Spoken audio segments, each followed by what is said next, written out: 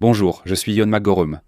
Enfin, la grandeur, que l'on peut considérer comme le symbole de Hyundai, a entrepris une transformation sans précédent à l'approche de son 40e anniversaire. Son nouveau nom est The New Grandeur. Je vous ai déjà dit qu'il y a tellement de changements qu'on ne peut pas simplement appeler ça un simple restylage. Voyons tout de suite ce qui a changé. Depuis sa première génération en 1986 symbole de réussite en Corée du Sud, jusqu'à la 7e, la grandeur était restée la référence des berlines dans le pays. Mais cette année, à l'approche de son 40e anniversaire, la grandeur s'est complètement réinventée. J'ai précisé que ce n'était pas un simple restylage, mais un vrai changement, comme une nouvelle voiture. Je ne m'attendais pas à autant de changements. Voyons d'abord le design. Le design de l'avant est dominé par un capot allongé et une forme de nez de requin très marquée. Le bandeau lumineux horizontal, sans cadre et d'un seul tenant, est devenu encore plus fin et plus effilé. Ainsi, l'apparence était devenue encore plus jeune, et la calandre du radiateur à motif en maille dégage une présence imposante.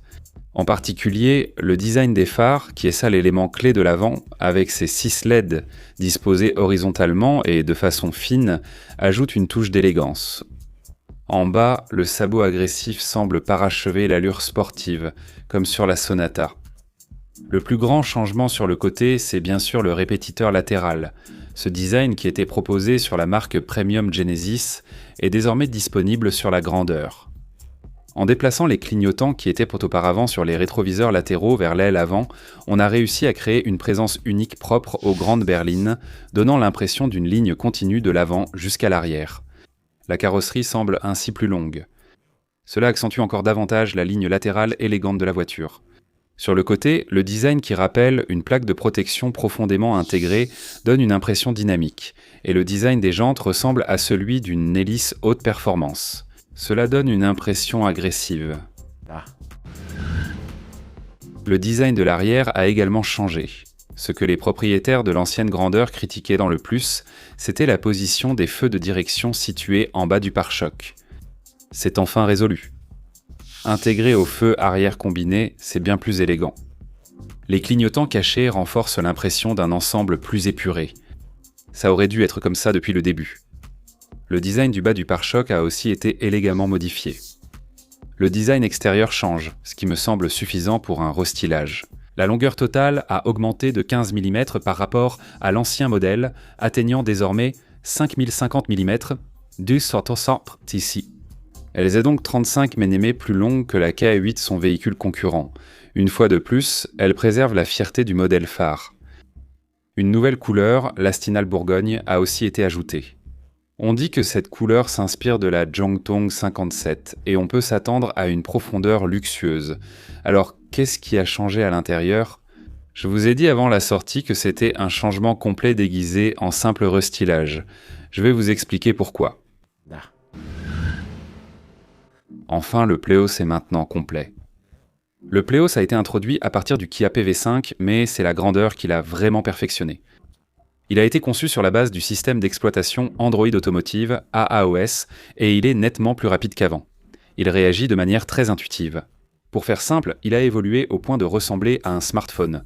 Sa taille est désormais impressionnante, atteignant 17 pouces. Jusqu'à récemment, la plupart des véhicules proposaient un système d'infodivertissement intégré, mais est-ce qu'on revient maintenant à un écran flottant ? Il offre une taille impressionnante de 17 pouces. Comparé à l'ancien modèle de 12,3 pouces, il a vraiment beaucoup grandi. J'ai déjà dit qu'un simple changement d'écran donne l'impression d'une nouvelle voiture. Avec un écran de 17 pouces, ce serait vraiment comme un nouveau véhicule, non ? Heureusement, même avec un écran agrandi, on peut se demander « et si les boutons physiques disparaissaient ?» C'est une inquiétude que j'avais. Les boutons physiques fréquemment utilisés sont restés sous l'infodivertissement. Mais laissez-moi vous dire quelque chose. En regardant bien, on voit les aérateurs, mais pas l'interrupteur pour les régler, n'est-ce pas ? Cette fois, avec le changement vers le Pléos, un écran qui permet de contrôler à la fois la direction et le débit de l'air en même temps est proposé sur le Pléos. Nous vérifierons à travers un essai routier si cette méthode n'entraîne aucune gêne.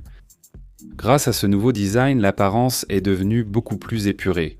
Le design du tableau de bord a également complètement changé. De plus, avec l'arrivée du nouveau Pléos, le design du volant a également complètement changé. Le design et les zones d'éclairage d'ambiance qui rendent l'intérieur plus luxueux ont aussi évolué.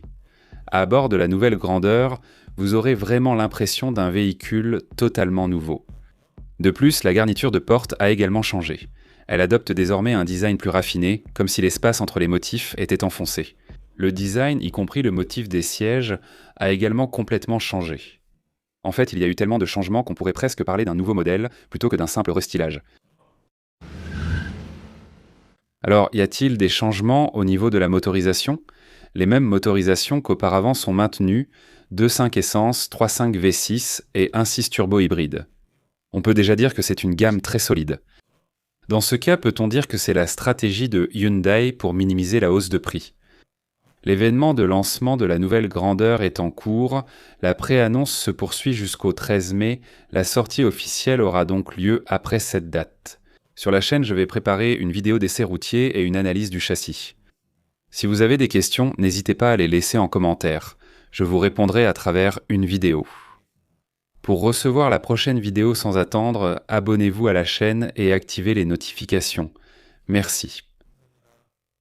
Si cette vidéo vous a aidé, mettez un like, abonnez-vous et activez les notifications pour recevoir vite des infos sur les nouvelles voitures.